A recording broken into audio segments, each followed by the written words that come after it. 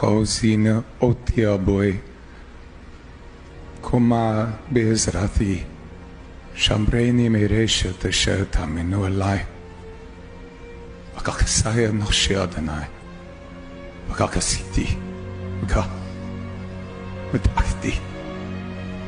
Abba Kulit Gel Henkel Kosseye Edemini. Akin Lakisvar. Lehuwe di Lakisvar. En la tradición cristiana, 3 cruces se levantaron en el Gólgota el día de la crucifixión de Jesús. En el centro estaba Jesús de Nazaret. A su derecha y a su izquierda, 2 hombres condenados por delitos graves. La Biblia los llama simplemente ladrones o malhechores. Con el tiempo, la tradición les dio nombres: Dimas, el buen ladrón, o Dismas, y Gestas, el peor de todos, quien se burló de Jesús. If you're what you say you are, if you're the Messiah, why don't you save yourself?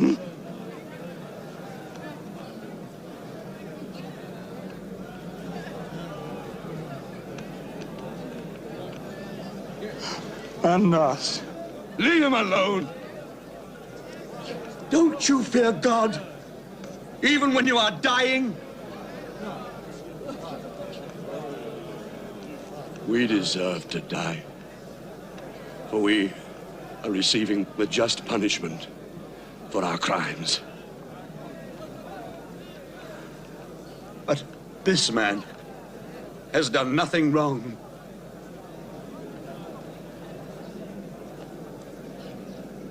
Jesus,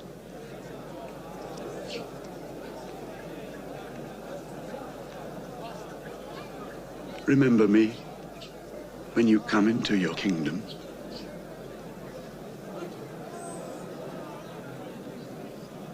Today, you will be with me in paradise.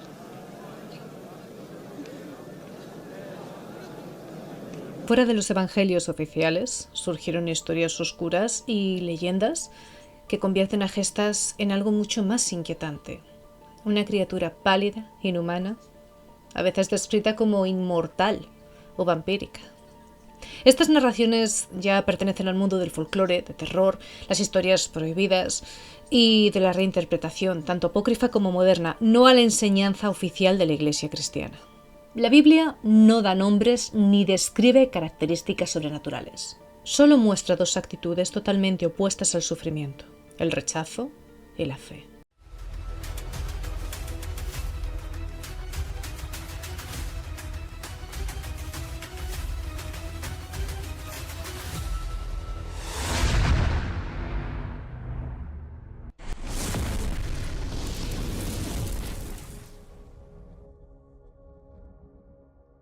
Muy buenas noches, amigos. Muchos de ustedes me han pedido que haga este vídeo. Bueno, lo prometido es deuda, así que vamos a intentar tratar una serie de puntos que conviene tener en cuenta con toda esta nueva información que está surgiendo en Internet.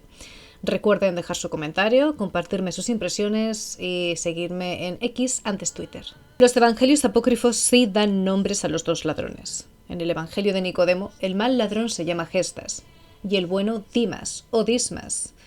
Gestas aparece como un criminal violento y sin arrepentimiento. En una descripción antigua del Evangelio de Nicodemo se dice que Gestas era un bandido cruel que robaba, mataba caminantes, colgaba a mujeres por los pies y cortaba sus pechos y que incluso bebía la sangre de niños. Esta frase sobre la sangre ha sido el punto de partida para muchas leyendas posteriores, aunque en el contexto original se presenta como prueba de su maldad extrema, no como un rasgo vampírico literal. También hay quienes señalan que en el pasado se usaba la comparación con los vampiros como una forma despectiva de referirse a los judíos.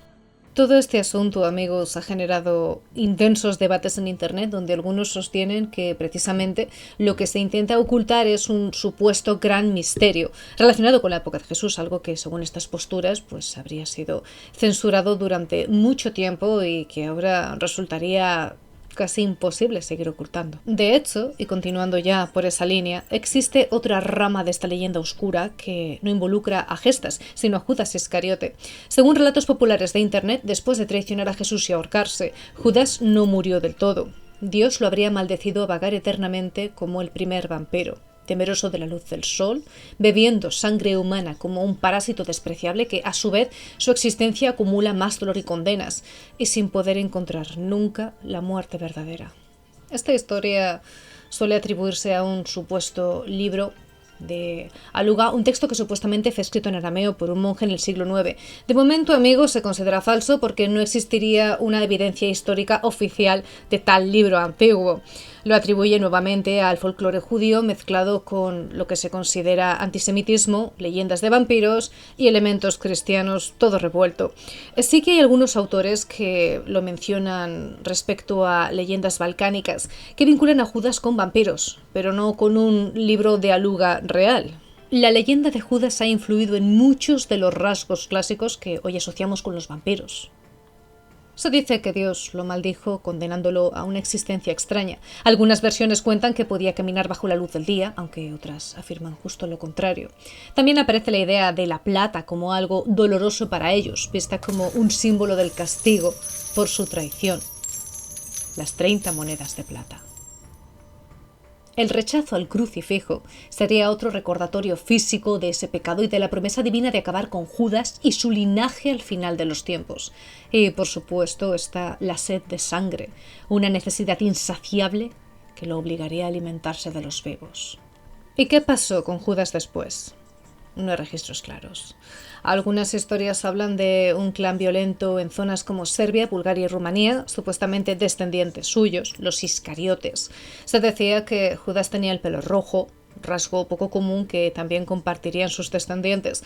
De hecho, Judas Iscariote por su traición fue a veces pintado en arte cristiano con rasgos judíos, como ese cabello rojo, y vinculado a vampiros y leyendas populares, reforzando así estereotipos de traición y sed de sangre, cayendo en lo que nuevamente se cataloga como antisemitismo. Otras leyendas van aún más lejos. Cuentan que antiguos vampiros, como Lilith, Caín y todos sus clanes, habrían vivido en Atlántida, ocultos bajo un templo antes de que la ciudad se hundiese en el océano.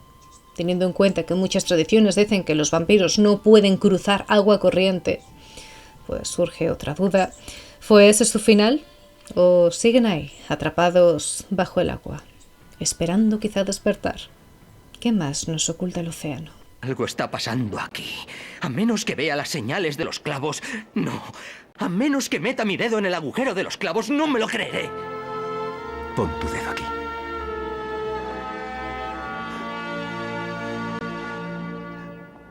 Dios y Señor mío. Has creído porque has visto. Dichosos los que crean sin haber visto.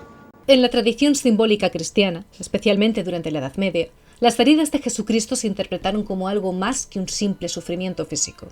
Cada una adquiría un significado profundo, vinculado a la purificación de los sentidos humanos.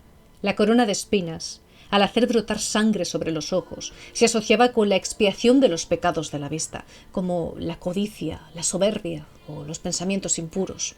La herida del costado, de la que emanaron sangre y agua, se entendía como una limpieza de los deseos internos, relacionada con los placeres del gusto y el olfato.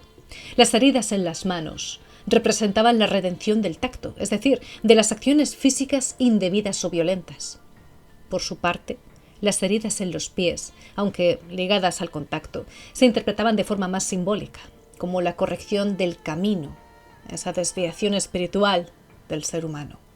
Algunos místicos incluso veían en la herida de la lanza una llamada a la verdadera escucha, en contraste con quienes se niegan a oír la voluntad divina.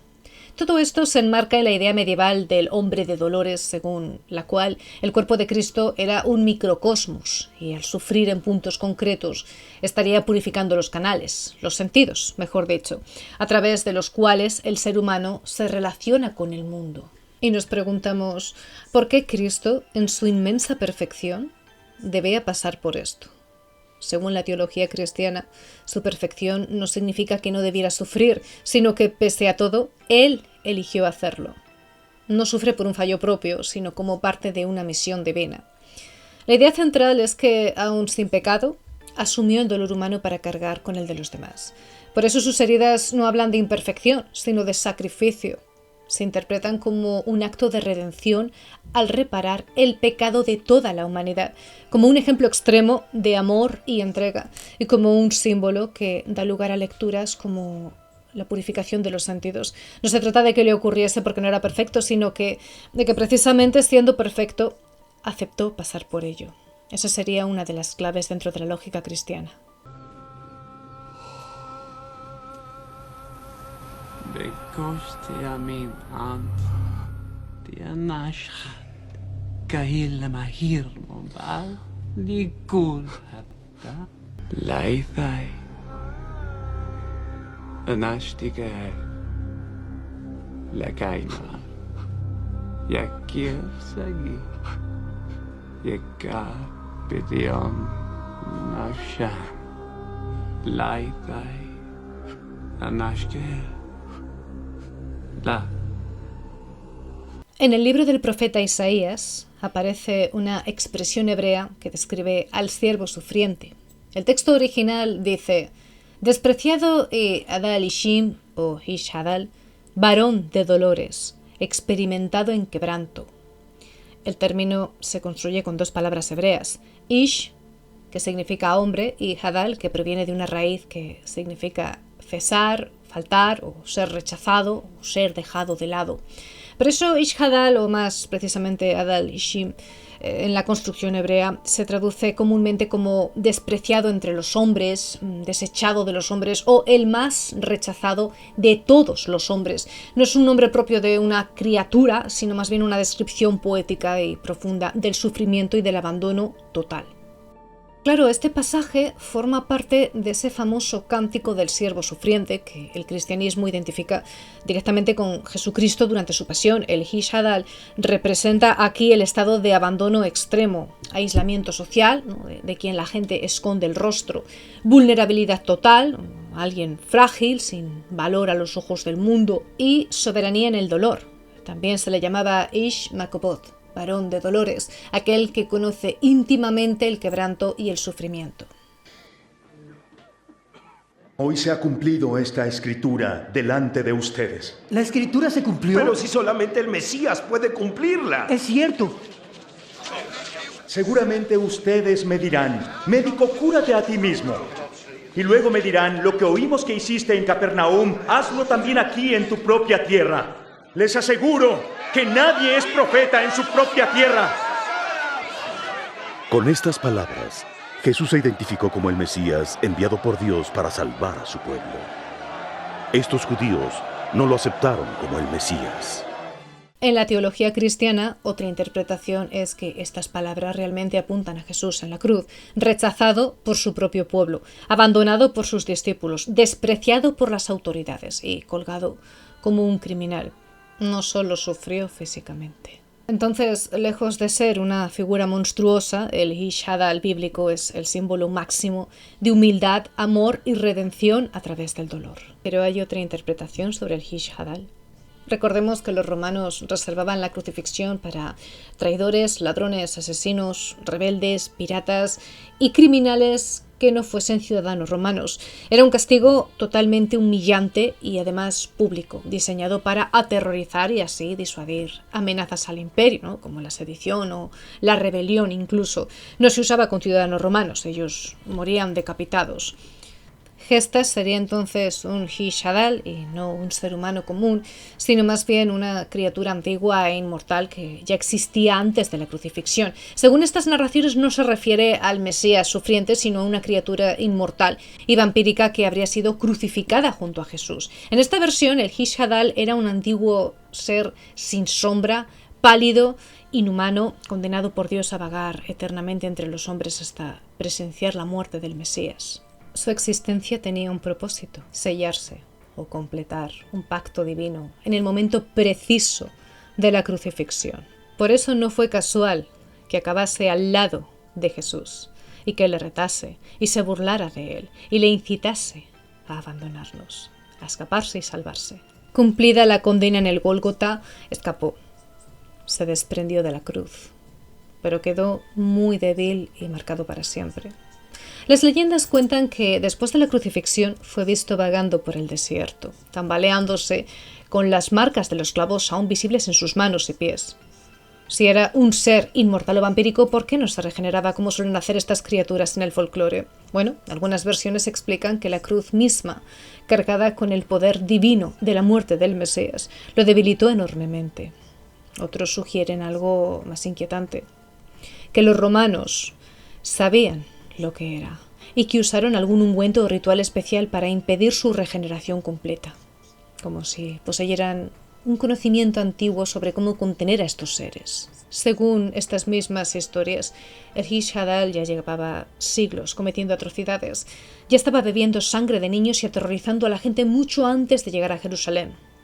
Por eso los romanos lo capturaron, no como un simple ladrón, sino como una amenaza real y peligrosa que perturbaba la paz del territorio. Los textos apócrifos antiguos describen a Gestas como un vampiro extremadamente cruel. Algunas personas que difunden esta narrativa afirman que quizá no se trate solo de leyendas, sino de algo que otros censuraron durante siglos. Argumentan que la Iglesia o las autoridades antiguas ocultaron estos detalles porque revelar que junto a Jesús había un ser inmortal cuestionaría toda la imagen oficial de la crucifixión, que se basaba en 3 hombres comunes y mezclaría el mensaje de salvación con elementos de horror sobrenatural. Amigos, históricamente la Iglesia ha tenido 2 papeles importantes. Por un lado, ayudó a conservar muchos conocimientos antiguos, es cierto, pero por otro también censuró muchas ideas, mucha información. Siempre ha habido personas en el poder que han intentado evitar que se difundan datos que cuestionen lo establecido o que fomenten el pensamiento crítico para con la corriente de entonces. Algunas personas creen que la Iglesia ha hecho bien en ocultar cierta información porque podría afectar negativamente a la gente. Piensan que es mejor no mostrar todo lo malo que existe para no influir en las personas ni llevarlas por el mal camino, y que lo más importante en el fondo es centrarse en la voluntad y la bondad de Dios. Si esos seres oscuros estuvieran ligados a rituales, pactos o formas de poder, difundir esta información podría llevar a que más personas intentaran acceder a ello. Por otro lado, la existencia de ciertos seres podría generar miedo, caos o incluso persecuciones descontroladas. Amigos, el momento de la crucifixión no solo fue un sacrificio espiritual, también un evento donde se cerraron o sellaron acuerdos para limitar ciertas fuerzas oscuras en el mundo. En este relato, Jesús no solo vencería al mal de forma simbólica, sino que también impondría restricciones a entidades o energías que no deben actuar libremente, porque estarían destruyendo la mayor creación divina, que seríamos nosotros, los humanos. Así, la Iglesia, como heredera de todo este conocimiento, tendría el deber de guardar esos secretos para evitar que se rompan esos supuestos equilibrios. Revelarlos podría, según esta visión, desatar consecuencias que la humanidad no está preparada para manejar. Hoy en día es muy complicado hablar de estos temas, desde la teología al menos, porque hay demasiada información, muchas interpretaciones históricas, muchas creencias. No es lo mismo un católico que un protestante, que un evangelista, que hay muchas metáforas, poesía, símbolos, subjetividad, y en internet pues también muchas veces se mezclan las cosas, se distorsionan, se saca de contexto. No queremos ofender a nadie porque son cuestiones precisamente muy profundas que requieren de muchas horas de estudio y de debate.